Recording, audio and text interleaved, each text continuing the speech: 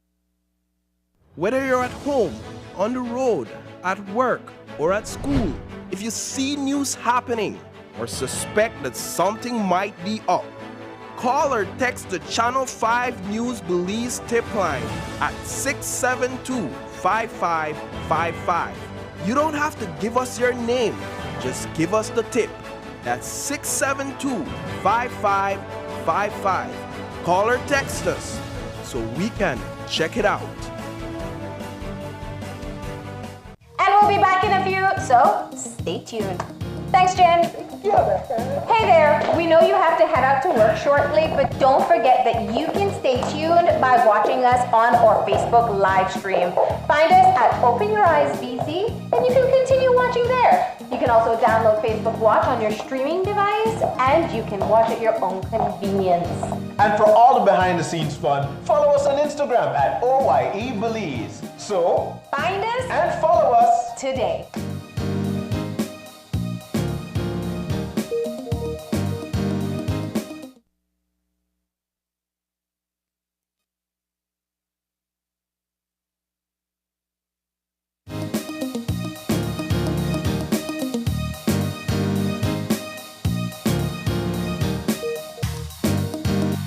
Alright, and we are back for our second conversation for this morning. Quite an interesting and insightful conversation we are about to have. And we have first, let me introduce Mr. Selwyn Fuller, who's a Deputy Auditor General at the Auditor General Office of the Auditor General, as well as Ms. Maria Rodriguez, who is also a Deputy Auditor General at the Office of the Auditor General. And we have also some special invited guests, Mr. Luis Fernando Vasquez Leal, who is a Director at Citizen Action Colombia, and Mr. Andres Navia, who is a consultant and for this morning as well, our translator at the Citizen Action Colombia. Good morning. Good morning. Good morning. Good morning. All right, so we want to start the conversation by first getting some information. Well, first let me ask for a brief overview of the roles and responsibilities for those who may not be aware of the Office of the Auditor General. Will you take it? Will you give it to Mr. Selwyn? Good morning, Belize. The roles of the Office of the Auditor General.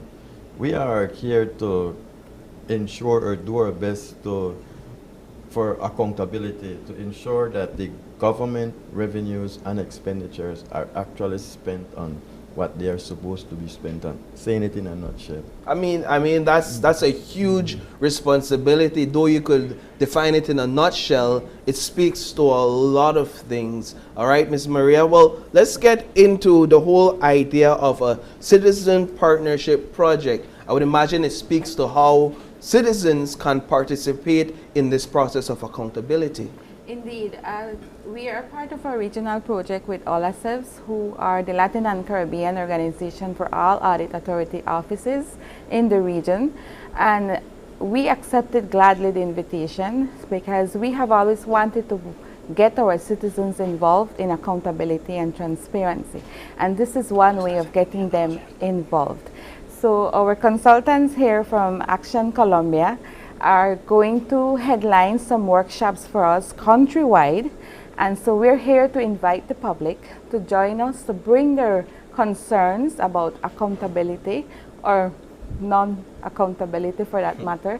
And so it is important to hear from them, and all sectors of of Belize should come in. We're talking about agriculture, tourism, small enterprises. They should all come to say what is happening so that we can give them an opportunity and have a voice to be able to say, listen, I go to these government services and this is what is happening. In fact, I don't know what is happening. Can you help us find out what is happening? AC Colombia will do that link between the citizens and the Office of the Auditor General. What is the overall takeaway for either persons who are participating or persons who are interested to know what is going on with this particular movement?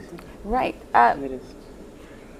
Okay, ¿qué es lo que ven los ciudadanos O sea, ¿cuál va a ser el beneficio de los ciudadanos de participar en este movimiento? Muy bien. En este proyecto. Bien, muchas gracias por la invitación. Thank you so much for the invitation. Fundamentalmente, el beneficio de los ciudadanos es que pueden involucrarse en los temas públicos.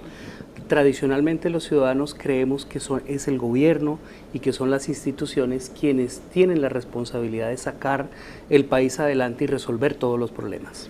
Okay, so yeah, this is a very important question. Citizens tend to believe that it's the government that is responsible for dealing with all public affairs. And the big added value of this project is that it's the citizens' responsibility to make sure that governmental affairs are managed properly. Y ahí hay un problema porque todos los ciudadanos tienen algo que decir frente a su medio ambiente, frente a sus relaciones sociales, frente a sus relaciones con las autoridades, frente a sus relaciones con la comunidad.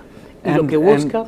So it's very important because citizens are, and I'm adding a little bit, citizens are in different locations, in different places, they have different experiences, and their expectations vary according to their needs. They vary according to the government projects in these regions and these locations. So they need to have a voice. They need to be listened to because their needs are specific and different, and the government has no possibility of knowing what citizens want in every single part of the country. Y lo que busca esta iniciativa es decirle al ciudadano, yo pienso algo, yo tengo una voz, yo puedo participar.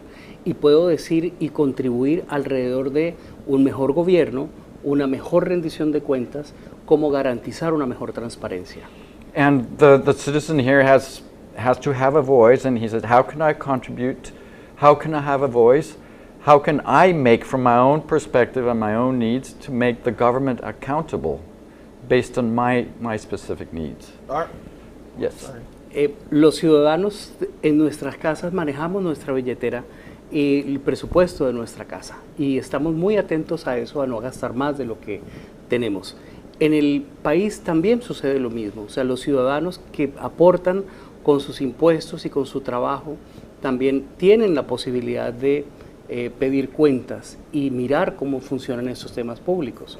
Y ahí es lo que queremos mover, o sea, tenemos una voz y queremos ser escuchados. Yeah, we as regular citizens, we take care of our money, our limited resources. We want to make sure that we don't overspend, and we want citizens to have the same approach with public finances and make sure that money is properly managed, taken care of, because it's our money. We're taxpayers, and we want to make sure that they're taken care of and managed properly. Are there examples of how a project like this has effected a substantial or significant change within the region?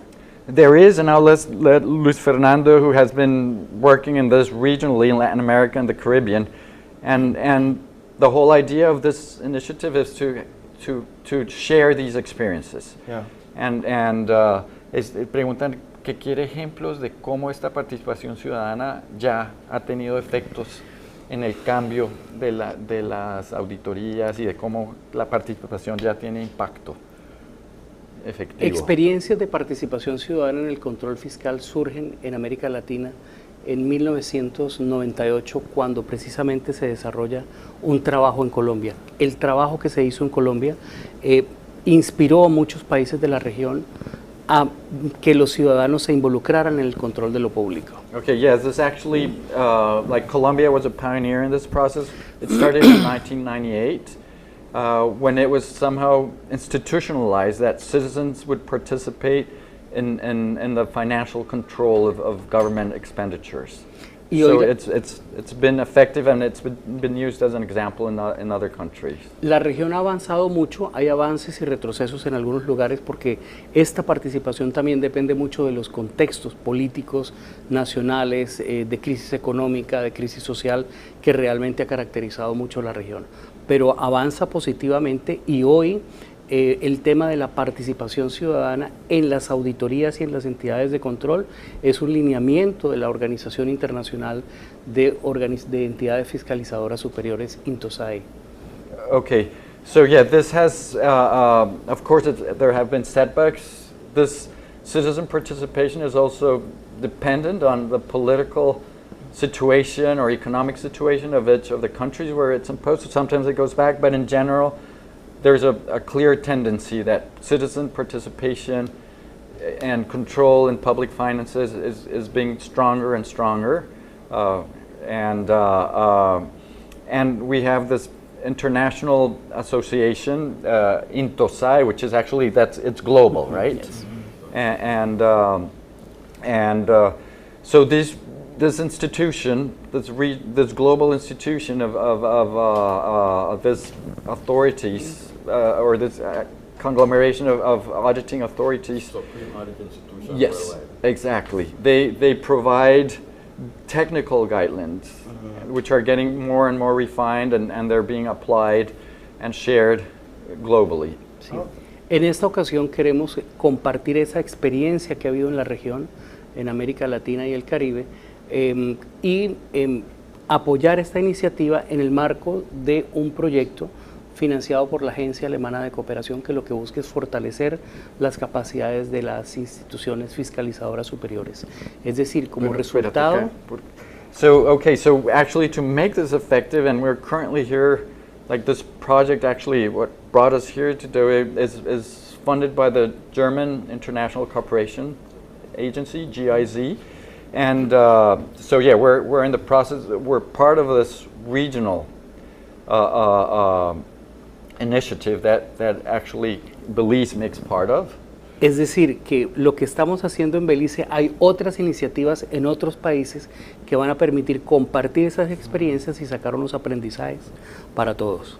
So these experiences in Belize, part of this regional project that bring us here, is to get together all these experiences and all this research that we're doing, and this forums that we'll do all around the country this week. We'll gather all this information, process it, and we'll share it with all the regional partners that are part of this project. So Ms. Maria or Mr. Selwyn, let's get into some of the details in terms of the workshops, when they will take place, and truly how can us as citizens participate? Where do we sign up? How do we get more information? Right. So the workshop starts tomorrow. We will be in Corozal tomorrow from 9 to 11 o'clock at the Corozal Community College. That's where anybody can show up. It's open. It's an open invitation that we're doing to all citizens. You don't need to register. You don't need to sign up.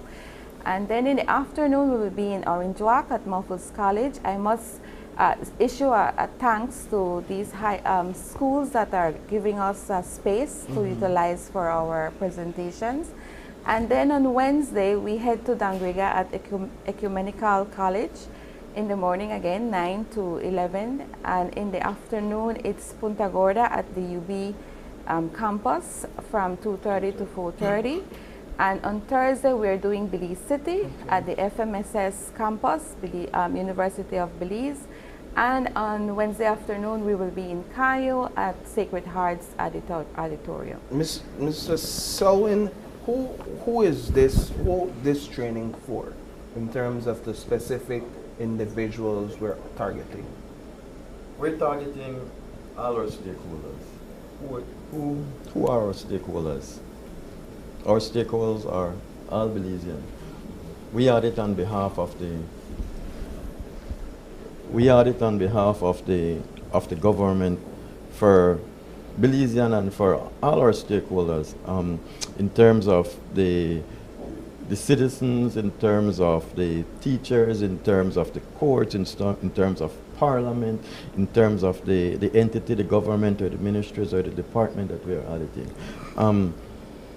We want especially our citizens to be able to understand that they play a very important part in our society in terms of the work that we do. It would have so much more meaning and be so much more useful if citizens begin to take part in terms of getting to the reports, understanding what is the role of our office, what is it that we do, and how is it that they can make a difference, can cause a difference. So in terms of this exercise, this is only for a week, but in terms of going on from here, it's for the country to move forward. It's for our office to move forward. Yeah. In terms of the training, and that's a final question to wrap up, and anybody could take it. How does this training help to bring not only our government officials to account, but also the very office of the Auditor General to account? Because at times there are criticisms as well against the office of the Auditor General in terms of, all right, why are you guys not looking into this? Or why are you guys not looking into that? Right. This is the perfect opportunity to come and listen to our challenges. We will definitely be able to explain our limitations and our challenges. And most people in the service, in the government service, are aware of our challenges and limitations, but the public aren't. Yeah. And government business is always seen as confidential and oh, we're not supposed to share. And this is the forum for them to ask their questions, for them to find out what is happening from our side, the official audit side. And so they are very much welcome to bring their questions, and we will definitely be very open with our limitations and our challenges, and the consultants are expecting that. They're expecting to hear questions about why are things not going in a certain way. So they want to hear it, they want to propose to the citizens. Some at the end of the workshop, they are proposing a final manual that will help us, the office, to be able to communicate with citizens much better. Okay, and there's an important aspect of this, more than a training, this is an exercise. It's an exercise towards democracy. Right. Yeah. Like open a space so citizens can talk and exchange ideas and think and reach conclusions and know that they can, if you have a choice, because this project is all about choices and making decisions of what is better for us, and every choice has a sacrifice too. So like, and Luis Fernando and I have been working for years in this type of exercise dealing with public safety or education. And it's opening the citizen participation into making decisions, taking responsibility, making sacrifices, but participating and being heard in an organized way and propositive. Esa es una parte del ejercicio, pero hacia donde nos estamos apuntando es precisamente a poder construir una agenda o unas prioridades ciudadanas que le puedan decir a las instituciones: auditoría, usted tiene que mejorar en esto; educación tiene que mejorar en esto; salud tiene que mejorar en esto; seguridad ciudadana tiene que mejorar esto. O sea, parte de la metodología de trabajo es precisamente escuchar esas voces y definir cuáles son los pasos para mejorar.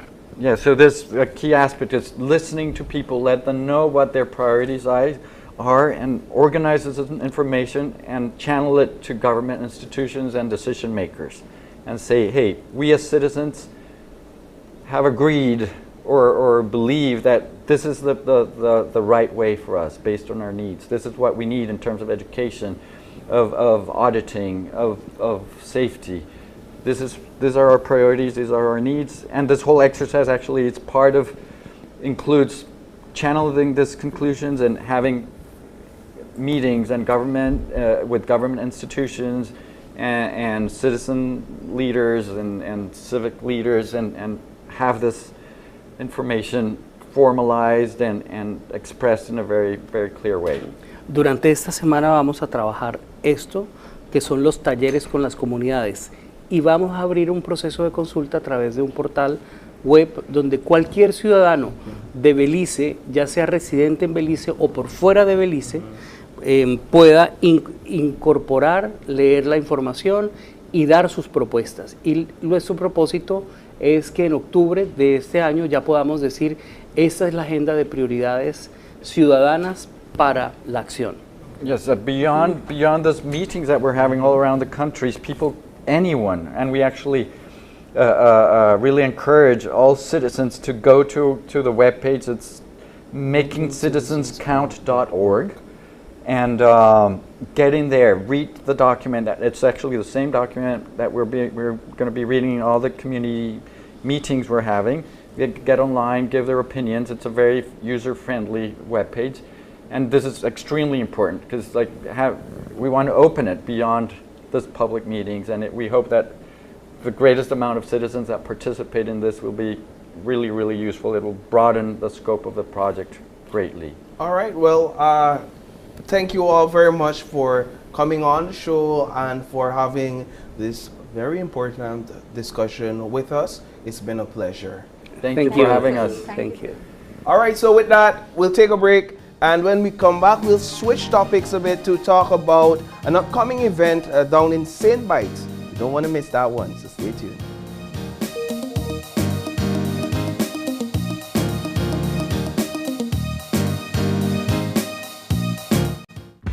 With eCash, bill payment is extremely convenient, and all utility companies accept eCash payments. What's even better? You get to split bills with your roommates, siblings, or whoever you desire. Simply open your eCash app, go to Bill Pay, tap the respective utility company, enter the information, and pay the bill. Then tap the transaction made.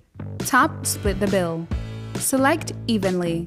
Send the request to who you are splitting the bill with, and get notified when they pay.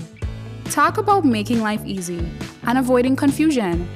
You can split the bill for restaurants, grocery stores, and for any eCash payment you make. To find your next yummy meal, hair treatment, or chill spot, simply open the app and utilize the geolocation service to see nearby businesses that accept eCash. Geolocation and bill payment make life a whole lot easier.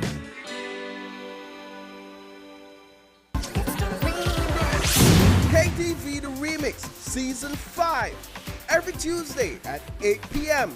Come on out and win fabulous prizes and the chance to compete in our halftime challenge. Tickets are available at Channel 5 on Coney Drive and 88 Shopping Center on Central American Boulevard. $3 for children and $5 for adults. Or catch it live on Channel 5, Facebook, and YouTube every Tuesday at 8 p.m. from the Bliss Center for the Performing Arts. Don't miss KTV The Remix Season 5. It's hot, it's live, and it's only on 5. Make your summer better. Over $30,000 in cash and prizes with Smart Summer Sweepstakes. Here's how you can enter for a chance to win. Sign up for a smart postpaid, broadband, or VoIP plan. Use $100 or more regular prepaid credit. Do a SIM swap or text in to the shark code 786. In the body of the message, enter the number of entries you would like to purchase. No waste no time. You can be the winner of weekly prizes. All methods give you more chances to win. Local airline tickets, overnight stays at numerous resorts, cash prizes, gift certificates, and much, much more. One lucky person will win the grand prize valued at $10,000, courtesy of Smart and the Belize Tourism Board. Promotion ends September 15th. So make your summer better by getting in the race to win with Smart's Summer Sweepstakes. Smart, bringing people together. The new school year is almost here, so it's time to end the summer with a bang! Come see kids from all over the country while they take center stage to show off their talent on Open Your Eyes Summerfest 2023. That's right, mark your calendars. Friday, August 18th at 6:30 a.m. at Channel 5 on Coney Drive. Come and start your morning right with kids singing and dancing. Also, come take advantage of great food, entertainment, and loads of back-to-school giveaways, including gifts for the first 100 kids who enter the fest. And the best thing of all, entrance is free. So, what are you waiting for? Set your alarm and pencil in that date because Summerfest 2023 is one event you don't want to miss.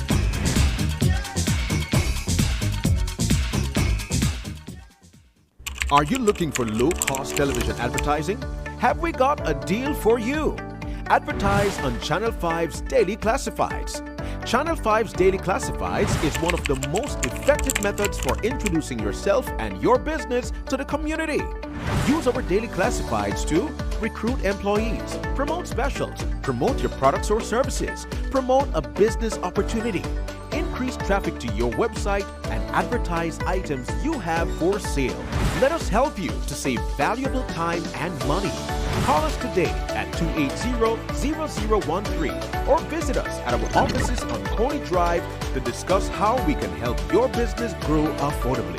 Channel 5 Daily Classifieds. Advertise today.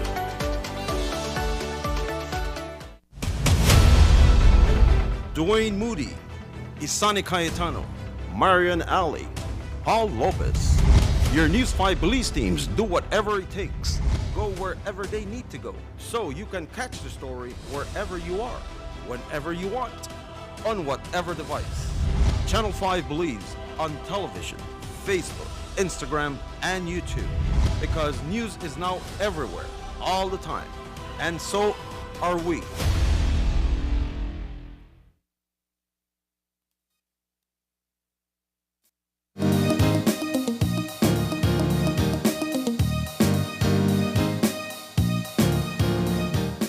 All right, and we are back with our final conversation for this morning. And we have in studios with us four wonderful guests, Mr. Jose Aleman, who is the chairperson at the St. Bite Village Council. We have Mr. Kerwin Ramirez, who is the deputy chairperson of the St. Bite Village Council. Mr. Akin Palacio is council member, as well as Mr. Alexander Williams, who will be the master of ceremonies at St. Bite Day. So we give it away. We're here to talk about St. Bite Day.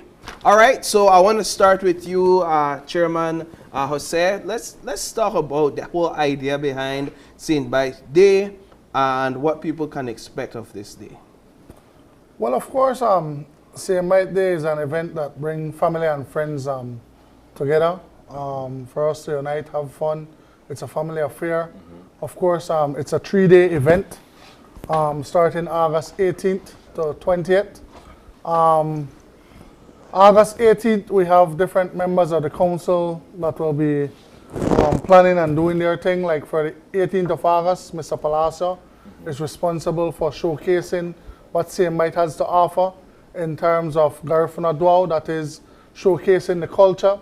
We'll have different Garifuna cuisine that will be not only displayed, but the food will be cooked right there and then, where our visitors from Belize, of course, can come and see what is taking place within the community.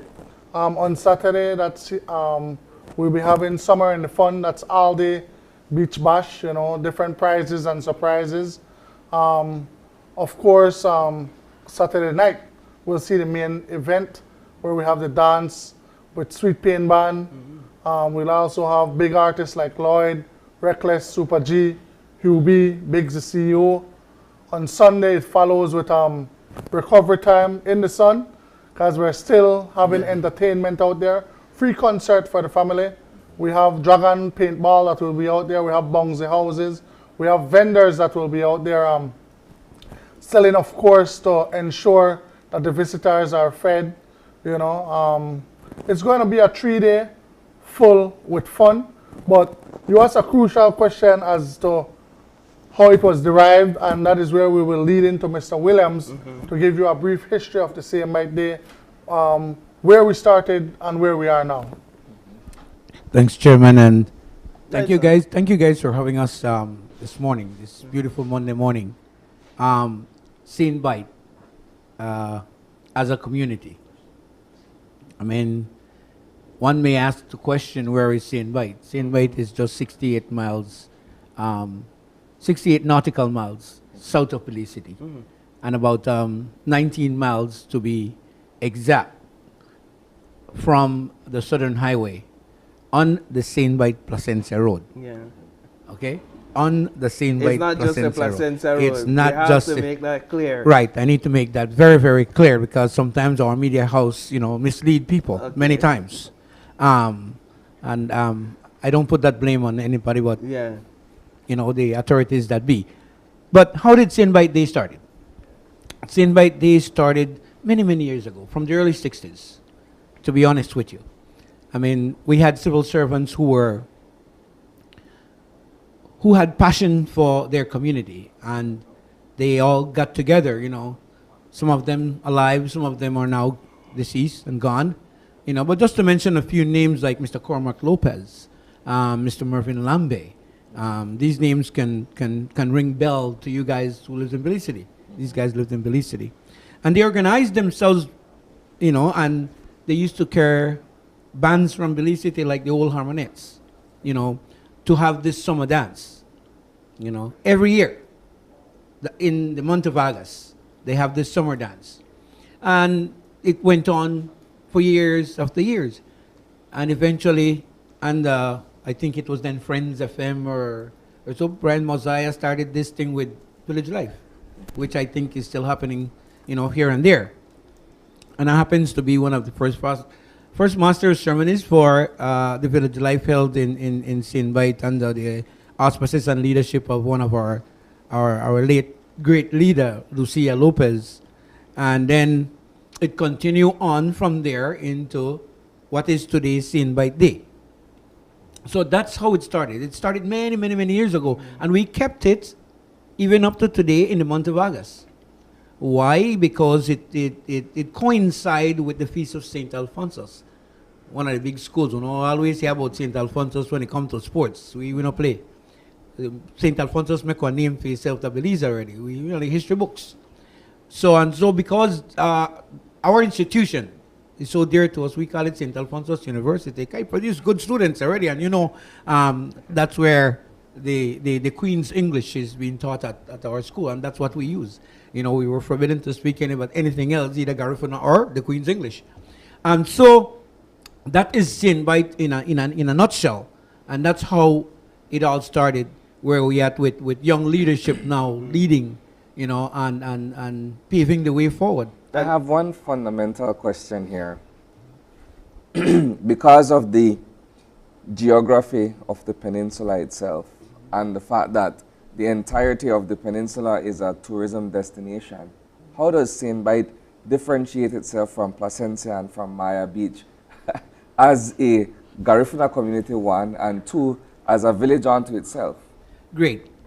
This super question, my brother, and I love this kind of dialogue, especially a historian like me of the peninsula. Traditionally,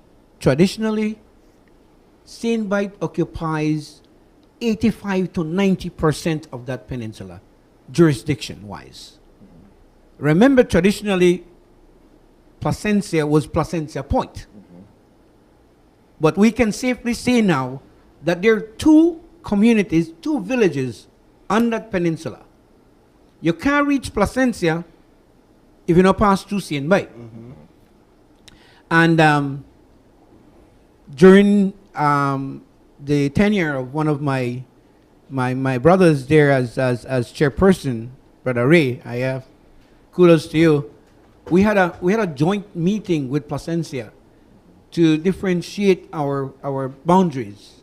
All right, and there's an existing document at the Ministry of Local Government called the Roberts Grove Declaration that says, okay, Sin Bite proved their case that the property of late Dr. James McClary, who owned originally the airstrip, is registered in Sin Bite. So that's where Sin Bite actually started, which is, and from there onwards to Riversdale, Jonathan Point area. So you see the amount of mileage that Sin Bite jurisdiction is. Now, when it comes to tourism, I can tell you how tourism starts. As a young lad meandering along that beach, tourism starts from backpackers. The first resort that opened on that peninsula was Rum Point Inn, owned by George and Coral Bivier. That's where I did my first international call from. In any case, backpackers used to meander along the beach.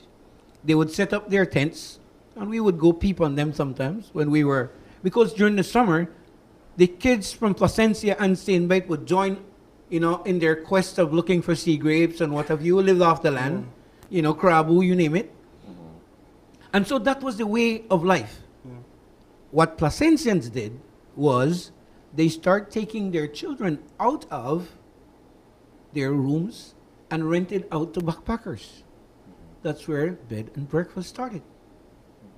And yeah, go ahead. And I would imagine the industry began to expand and bloom from there. I love having discussions with individuals like yourself, Mr. Williams, that has this wealth of knowledge in terms of your community and how it's developed. And I would imagine that St. Bite's Day is particularly about that, about celebrating your identity as a community, given the wealth of history that comes along with how this community has progressed and developed. And I want to just bring Mr. Ramirez into the conversation as one of the younger individuals now taking up the mantle and leading the charge per se in the celebration of St. Bite Day. What does it mean for you, not only as a village councillor, but as a youthful a member of this community, to continue to carry on this celebration?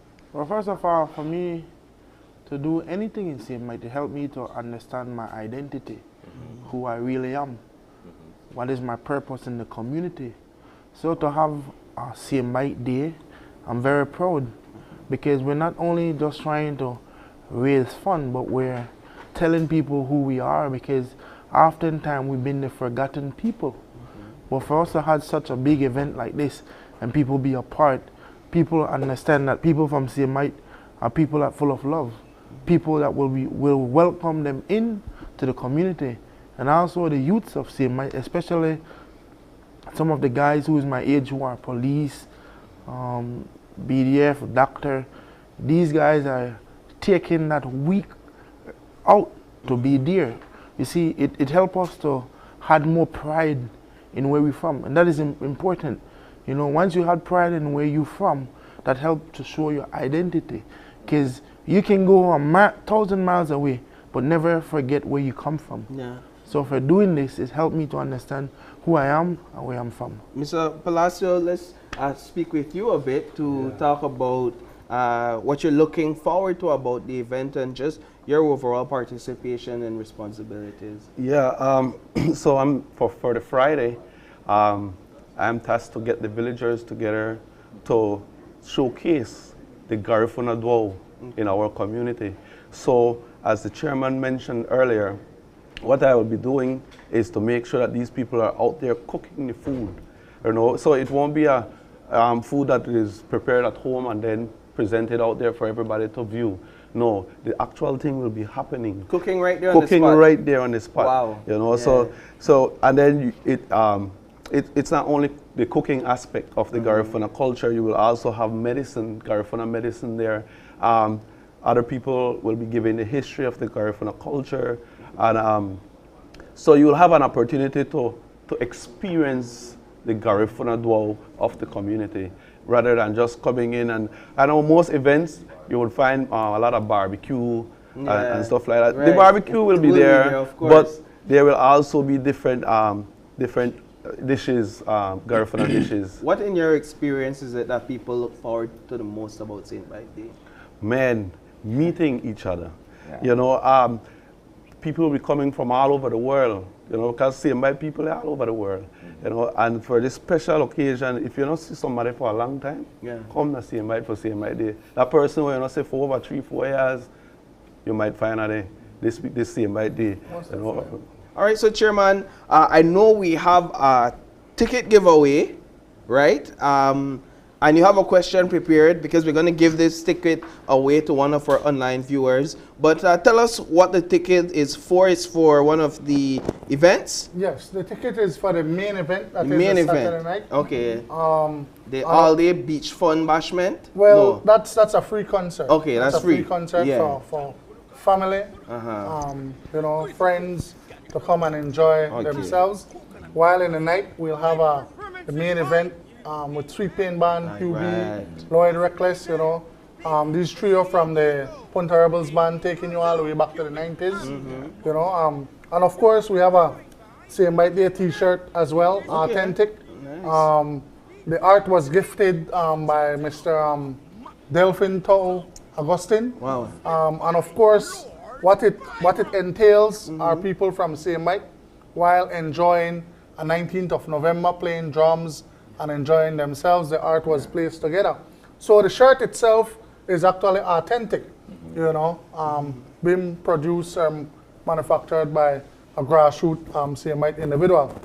But before we go into the ticket, it urged me to just elaborate on the question that was asked by Mr. Cayetano and Mr. Williams answering. Presently, as it relates to that Roberts Grove agreement, which was derived in 2005 by my brother back then while he was the chairperson of Same Bite, quorum was met, and the mediators there was the Ministry of Rural Development, now Rural Transformation. And what our council did back in 2019 as we got in was to revamp that Roberts Grove agreement and to ensure that the recommendations come to a reality. And that is simply for the Ministry of Natural Resources to do the demarcation and recommended by the ministry that is in place. I know you mentioned Maya Beach and all these places, but just to song on that, not only Maya Beach, but there's also Kokomo, Coco Plum, the Placencia residents. All these places are actual development within the jurisdiction of Same Bite. Wow. And it was intended for retirees and expats to buy a piece of land and then build their home to enjoy the ambience as to not only what the peninsula has to offer, but what Belize has to offer. As it relates to our liquor license collection as we speak, the community of Same Bite is collecting as of the most southern boundary of the Marbington estate, and not traditionally to Dr. McCleary because of where the agreement was signed, and some 2 miles was compromised to Placencia for their expansion. However, if we would go to traditionally, then the airport, the airstrip would be part of Same Bite. No? Oh. So the ball has already been rolled. So there is no need to create a new ball. It's just a matter of the persons in government to ensure that those recommendations are met, so that not only liquor license, but them working on the trade license reform, that when that be put in place, there would not be any confusion as to what revenues Same Bite will be collecting, because then everything would already be in place as it relates to garbage collection, etc. But I could fairly open the light for the people of Same Bite that this council came in to ensure that that demarcation process is completed and done, and it will take a lot, and the media will assist Same Bite in ensuring identifying where that demarcation is, and likewise in identifying that in Same Bite, probably within the proper, you might not find all these big resorts, but north and south of us, they lie. Suriname Bay, Naya Resort, Itzana, all those resorts are within Same Bite. I gather that this is a point of contention that we can perhaps ventilate on a forum, apart from this perhaps with a media team or whatsoever, and because it is an interesting conversation and a developing one at that as you speak. I want to get back quickly to, and they're laughing, we want to get back quickly to St. Bite Day. Just to wrap up the conversation with the giveaway, the event is on August 18th to the 20th. All right, so here's, can I propose the question to ask? All right, so the question is for, if to get this main event ticket, to list the list three of the main or top artists that will be performing at this event. So please don't show it on the screen no more. 3 of the top artists that will be performing at this event. If you could list 3 on our Facebook live stream right now, you get that ticket and you get the t-shirt as well. Definitely. All right, so final thoughts, Chairman, just wrap it up. Tell us, remind us of the date, remind us of the event. All right. Of course, the event is August 18th to 20th, Friday, Black Friday, Sweet Pain Band, and the Martinez Brothers. Saturday, all day fun beach bash, coconut husking contest, hurut eating. Saturday, main event, Sweet Pain Band, along with Super G Lloyd, Reckless, Hugh B, Biggs the CEO. And of course, Sunday, it's recovery in the sun, recovery in the sun, having fun on the beach again. All the surprises and gifts will be there. You'll be having bouncy house for the children. So guys, if you want to be under the tent dancing, your kids will be having fun with dragon paintball, eating the chamoy, and doing other things, swimming in the sea. And of course, all this wouldn't be possible without our sponsors. Yeah, so I'd like to list our sponsors. We have Ewart Marine, BTB, Bellikin, Villas at Cocoplum, Honorable Radwell Ferguson, Itsana Resort, AL Construction, Shy Jungle Juice, Serenian Bay, Public Supermarket, Niche, Seabird, Fragments of Hope, Barefoot Bar, Go Sea Tours, Flowers Property Management, Atlantic Bank, Hobbs Brewing Company, Placenza Tourism Center, and the Moorings. We thank them all, and also our people behind the scenes, of course our volunteers, our community, and of course all the people that we're inviting to Same Bite.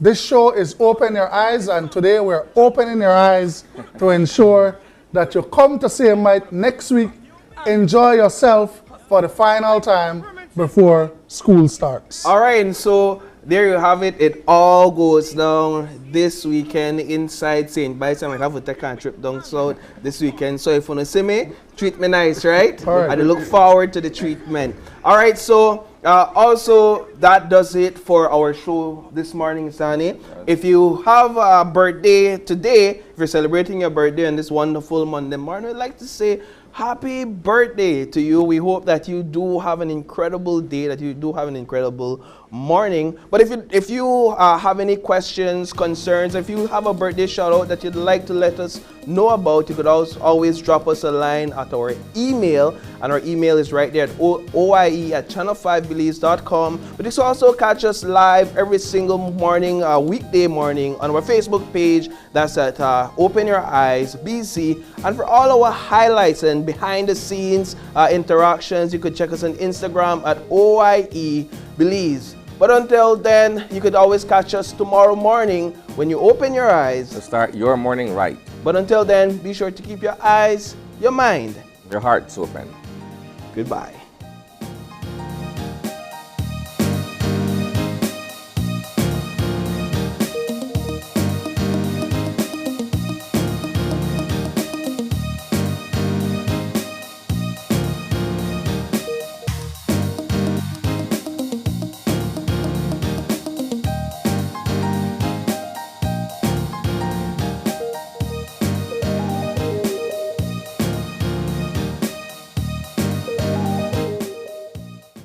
Open Your Eyes was brought to you by the Belize Bank. Our country, your bank.